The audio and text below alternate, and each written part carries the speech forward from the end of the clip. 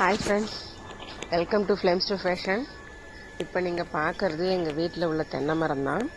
இந்த தென்னை மரம் பார்த்தீங்க அப்படின்னாக்க ரொம்ப உயரமாக வளர்ந்துருச்சு.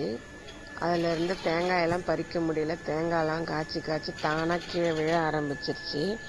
அது எங்கே போகிற வரவங்க தலையில் விழுந்துருமோ அப்படின்னு சொல்லிட்டு ஒரு தென்னை மரம் க்ளீன் பண்ணுறவரை கூப்பிட்டு என் தோட்டத்தில் உள்ள எல்லா தென்னை மரத்தையும் க்ளீன் பண்ண சொன்னேன். அவரு க்ளீன் பண்ணி எல்லாத்தையும் மட்டை எல்லாத்தையும் வெட்டி கீழே இறக்கியாச்சு.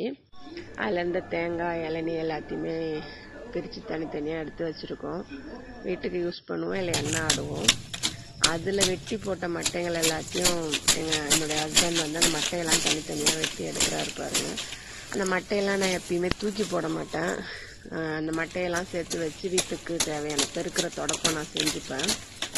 எனக்கு ரொம்ப பிடிச்ச வேலைன்னா அது கார்டனிங் ஒர்க். அதில் இதுவும் ஒரு வேலை பாருங்கள். எல்லா மட்டையும் சீவி எடுத்தாச்சு. இது போக இன்னும் நிறைய தென்னை மரம் தோட்டத்தில் இருந்தது, அதையும் சேர்த்து க்ளீன் பண்ணோம்.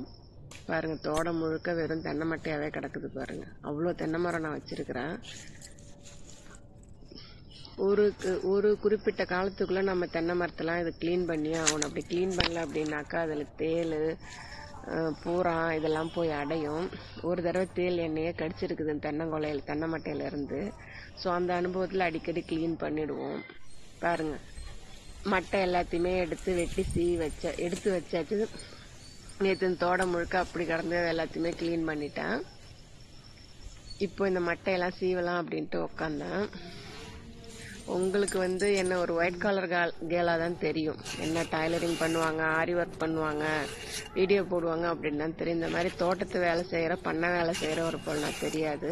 ஆனால் அந்த வேலையும் நான் எல்லாத்தையுமே நான் செய்வேன் நான். ஏன்னா எனக்கு ரொம்ப பிடிச்சது கார்டனிங் ஒர்க். எப்போவுமே என் தோட்டத்தை சுத்தமாக வச்சுருக்கணும் அப்படின்ற மாதிரி எல்லாத்தையுமே நான் பண்ணுவேன். இந்த மட்டை எல்லாத்தையும் எனக்கு ஃப்ரீ டைம் கிடைக்கும் போதெல்லாம் நான் சீவி வச்சுப்பேன்.